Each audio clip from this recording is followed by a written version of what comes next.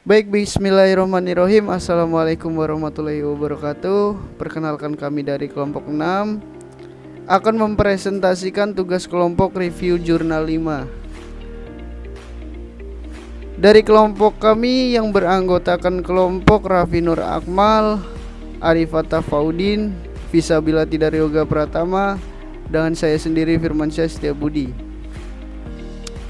Dan untuk soal di sini ada garis besar topik penelitian, rumusan masalah, metode yang digunakan, hasil dari penelitian, dan kesimpulan.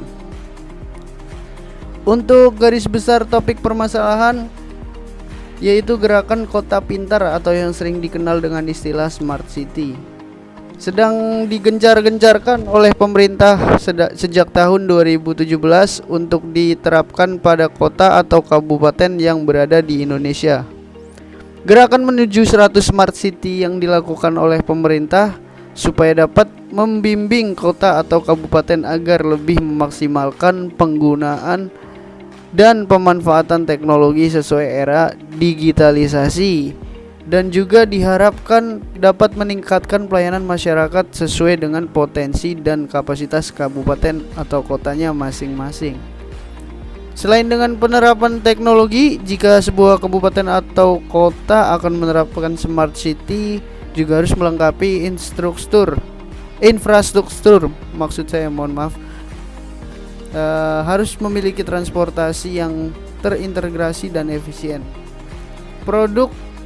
Penduduk atau talenta yang cerdas atau smart people, dan perkembangan ekonomi yang stabil, pengeluaran dan pemasukannya atau smart ekonomi.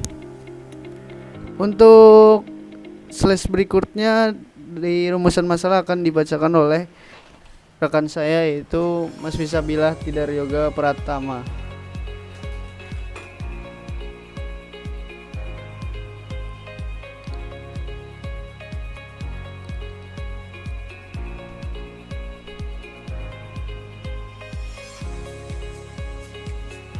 Oke, untuk selanjutnya rumusan masalah.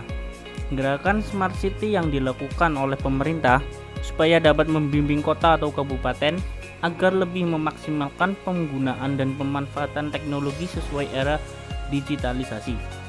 Dan juga diharapkan dapat meningkatkan pelayanan masyarakat sesuai dengan potensi dan kapasitas kabupaten atau kotanya masing-masing. Untuk penerapannya sendiri di Indonesia pada tahun 2022 sudah ada 191 dari 514 kabupaten kota yang berada di Indonesia. Namun akan ada penambahan pada tahun 2002 ini dengan menambahkan target sebanyak 50 kabupaten atau kota yang terpilih.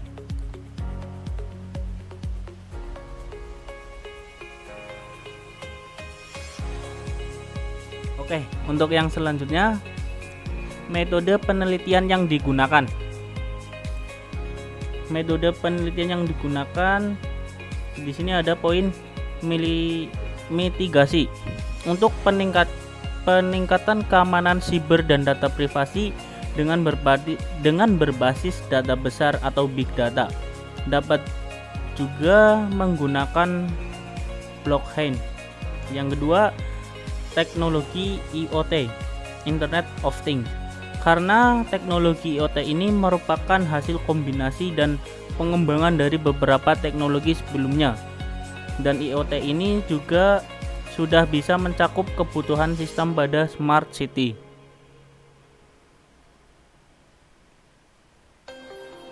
Oke, untuk yang selanjutnya hasil dari penelitian akan dijelaskan oleh rekan saya Arifata Fuadin.